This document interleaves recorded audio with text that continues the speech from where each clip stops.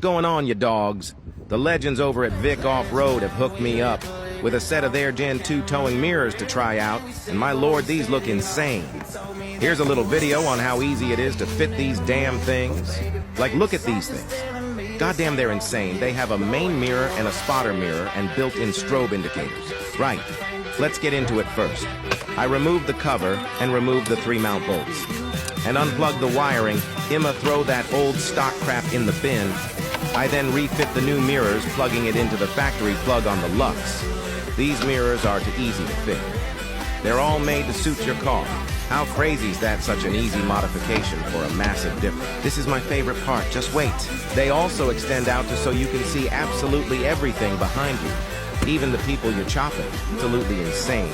Make sure to check out Vic Off-Road for all your 4-wheel drive needs. I still can't believe how quick and easy these are to fit. Makes it so easy having them made to suit your rig.